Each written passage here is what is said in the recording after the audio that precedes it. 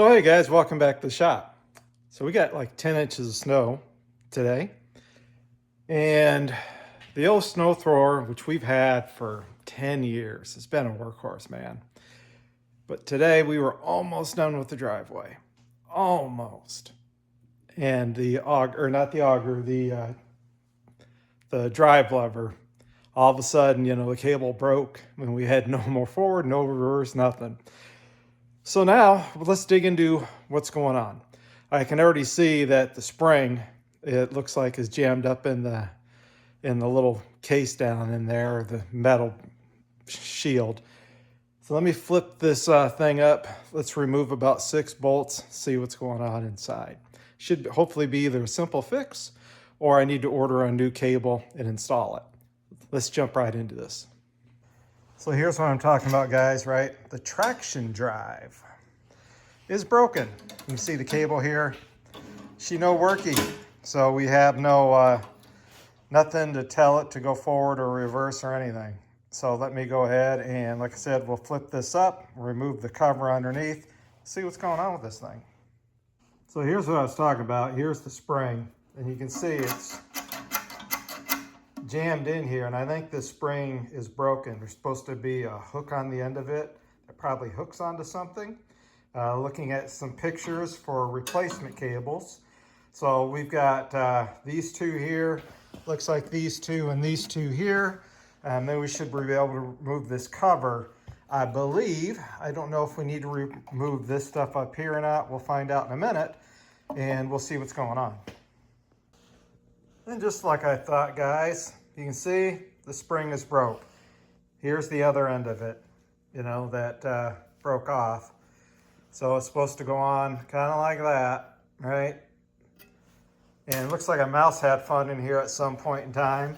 And basically it attaches to this, and you pull this and hold it down, and this wheel here, rides on this, allows you to go forward or backward.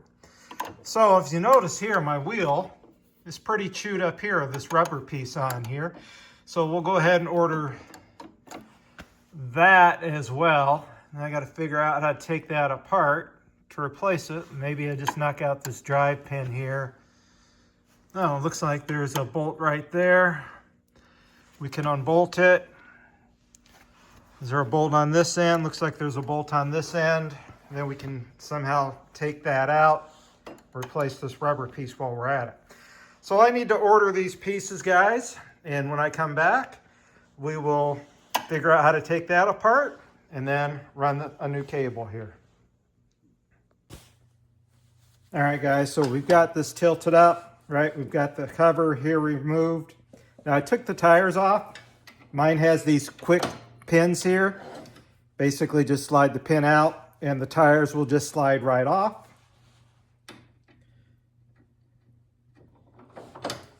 Then there is a bolt on this side, or I should say a nut on this side and a bolt on this side. Take an adjustable wrench, hold the shaft here, okay? Just like a simple crescent wrench. I believe this side was 9/16, this side was 1/2 inch.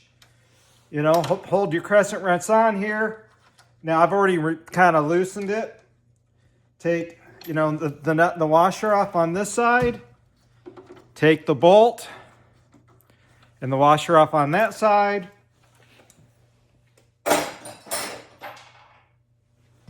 Set them somewhere you're going to find them. And then you should be able to pull the bearings out. All right? So there's bearing on either side, a sealed bearing. Pull the bearings out, and then you can simply slide the shaft out. Okay? So that's how easy it is to remove this shaft assembly. So you can replace this rubber. As you can see, mine was all damaged. So I've got, I'll put in the description part numbers from Amazon for this, and I also bought this cable, which is the auger cable. I figure if I'm going to go through all the trouble of tearing this all apart, I might as well go ahead and do the auger one just in case it's all rusted and corroded and ready to break like this one was.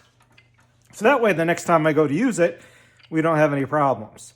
So now I need to wait for parts to come in. For you guys, it'll be a couple of seconds. For me, it'll be a couple of days before I can come back to this. All right, guys, so I've got the new rubber in here, for this wheel. As you can see, right, my old one was destroyed. So basically you've got these 6 fasteners right here that you need to take out. You can separate these 2 halves, slip this ring over this, and then we'll just simply take it and bolt it back up together. And that pretty much will replace the rubber. And then we can put this assembly back in. All right, guys, so we've got the shaft back in. Basically, I put it in this side first, and then started the nut here very loosely with putting the bearing back in. Then you need to make sure there's a pin here and that it goes into this case here. This is the only spot it can go in, right there. It cannot go into the other 2 areas. So there's only one opening that you can put it in. And then basically you stick it through this side here and then attach your nut and tighten everything back up. So since these things rattle a lot, you might want to put just a drop of blue Loctite on there. That would maybe help keep those bolts from rattling out or the nut from rattling off. But now we've got this on. So now when this applies, we got a brand new nice rubber here for it to hit. It's not torn up and it won't come apart. So the next thing we'll do is we'll replace this cable, and then we can put the shield back on here, or the cover. All right, guys, so to put the new cable in, it's actually pretty easy. What I did first is connected it down here, all right? Took this nut out, or this bolt, I should say, threaded it out. And I suppose you could just bend this bracket out and slip it in and bend it back. But I took the bolt out, took the plastic piece off, slipped it over into the groove, bolted it back on. And then coming up here, this threaded rod actually is really, really long. This probably sticks all the way down to about here. And then I actually just kept on threading this on. I actually took the rod completely out of here. You can see kind of in there, right? It just kind of does a little zigzag into there, okay? And then this piece here actually spins free, okay? It is not, you're not gonna bind up the cable by turning it. And then, I gotta tighten this nut next. But I basically just had a very small gap from this wheel to here, all right? So that way, this can spin without hitting the rubber. And then obviously if I do this, it hits the rubber and engages. So all I basically need to do now is tighten that up, and this cable is complete.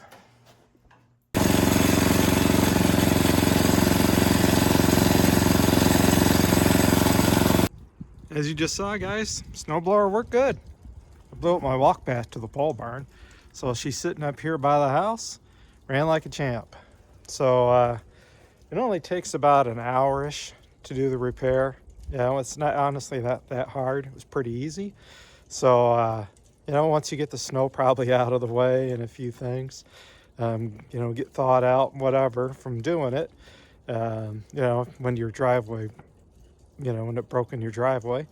So ordering the parts took a couple days. I'll put links in the description here of the parts that I ordered from Amazon. Took them a couple days to get here, but once they got here, everything fit like a glove, like it was supposed to. So anyway, guys, thanks for watching. We'll see you on a future video.